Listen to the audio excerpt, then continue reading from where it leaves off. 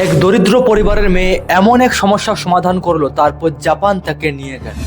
না সে বড় স্কুলে পড়তো, না কোনো কোচিং সেন্টারে, না তার বাড়িতে ঠিকমতো ইলেকট্রিক ব্যবস্থা ছিল, না তার কাছে প্রচুর পরিমাণে অর্থ ছিল, কিন্তু তা সত্ত্বেও সে যেটা করে দেখালো।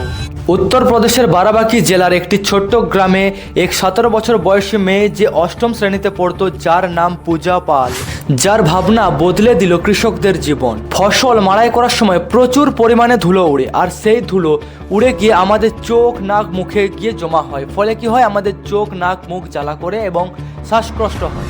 কিন্তু তা সত্ত্বেও কৃষকরা প্রতিদিন এই কষ্টের মধ্যেই কাজ করে। পূজা যে স্কুলে পড়তো, তার পাশের মাঠে ফসল মাড়াই করার সময় প্রচুর পরিমাণে ধুলো উড়তো, আর সেই ধুলো উড়ে আসতো তাদের ক্লাসরুমে। ফলে কি হতো, তাদের পড়াশোনা করতে ভীষণ অসুবিধা হতো।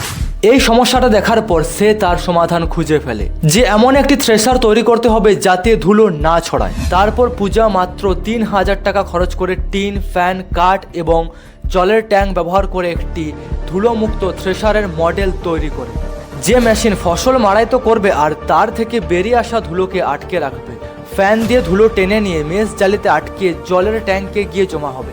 কৃষকদের আর চোখে মুখে নাকে ধুলো ঢুকবে না, আর শ্বাসকষ্ট হবে না। এবং অবশেষে পূজাকে আমন্ত্রণ জানায় জাপান সাকুরা সায়েন্স প্রোগ্রাম।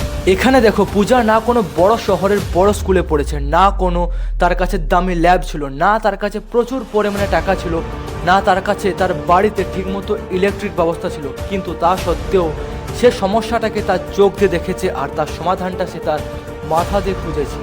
তাই জীবনে কোনো সমস্যা হলে সেখান থেকে না পালিয়ে গিয়ে সমস্যাটা কেন হচ্ছে, কার জন্য হচ্ছে, সেই কারণটা আগে খুঁজে বের করো, তারপর সে সমস্যাটাকে সমাধান করো।